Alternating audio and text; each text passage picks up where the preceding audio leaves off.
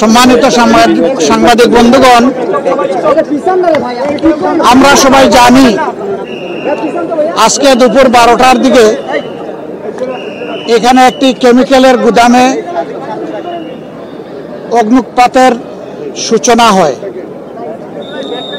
তখন এটা আগুনে জ্বলে উঠে বিস্ফোরিত হয়, আবার ঘন ধোঁয়ায় আশপাশ আচ্ছন্ন হয়ে যায়।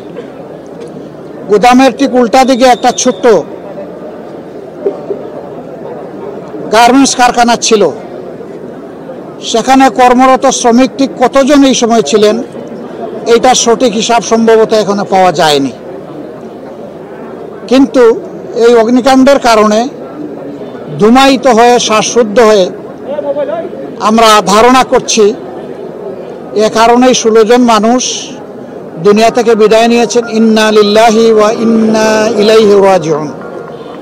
মহান আল্লাহ তাআলার দরবারে দোয়া করি, আল্লাহ তাআলা তাদের সকলকে ক্ষমা করুন, তাদের উপর রহম করুন এবং পরিণতিতে আল্লাহ তাআলা তাদেরকে জান্নাত নসিব করুন। যারা ঈমান নিয়ে বিদায় নিয়েছে, আল্লাহ তাআলা যেহেতু দুর্ঘটনা কবলিত হয়ে তারা বিদায় নিয়েছে, আল্লাহ তাআলা তাদেরকে শহীদের মর্যাদাও দান করুন। এ মানুষগুলো গরিব মানুষ, পেটের দাগিতে ছোট্ট এই কারখানায় কাজ করতে শ্রমিক হিসাবে।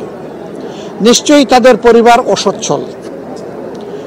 একদিকে পরিবারের অসচ্ছলতা, আরেকদিকে এই সময়টাই তাদের বুক থেকে তাদের প্রিয়জন চলে যাওয়া।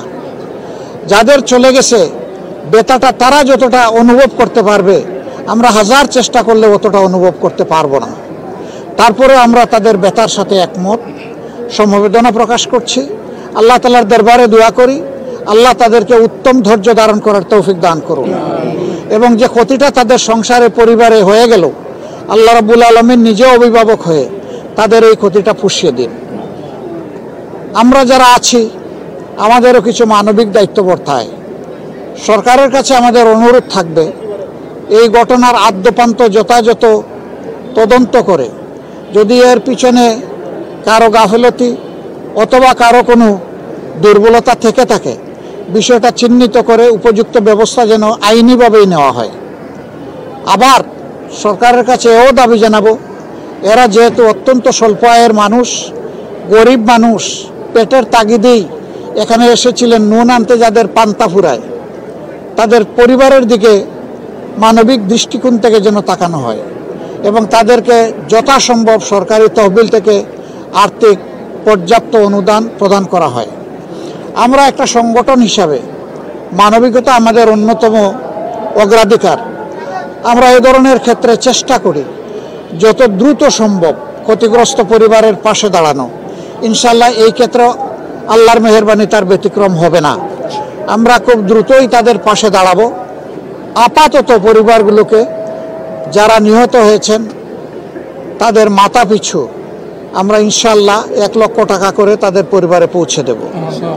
আমরা অনুরোধ জানাবো, সমাজে যারা সম্পদশালী বিত্তশালী মানুষ আছেন তারাও যেন মানবিক দৃষ্টিকোণ নিয়ে এগিয়ে আসেন।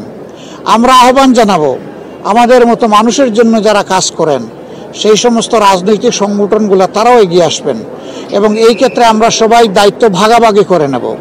যদি আমরা সবাই একটু একটু করে হাত বাড়াই এই দুস্থ পরিবারগুলোর দিকে, তাহলে তাদের কষ্ট ভুলে যেতে হয়তোবা এটা সহায়ক হবে, হয়তোবা তাদের বাচ্চা কাচ্চাদের কপালের ভাঁজটা একটু দূর হবে।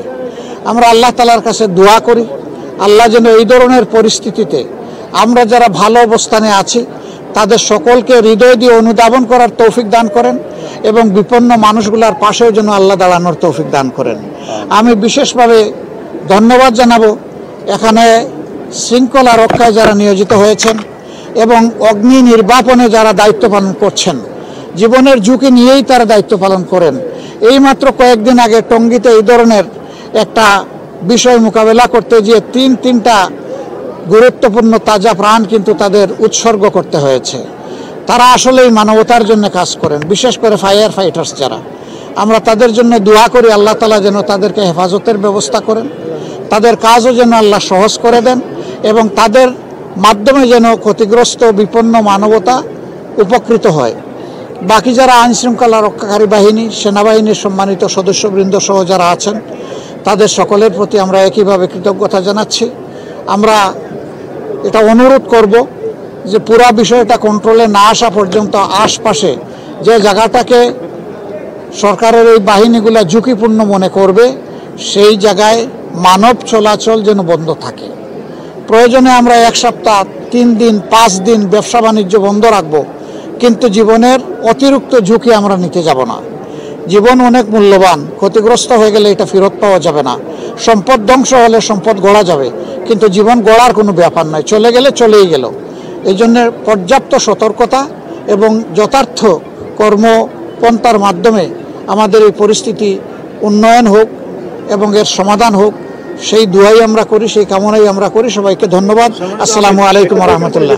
এই ধরনের প্রতিষ্ঠান যখন আগুন লাগে, দুর্ঘটনা হয়, তখন আমরা দেখি যে এগুলোর কোনো লাইসেন্স নেই, অর্থাৎ নানা ধরনের ত্রুটি থাকে।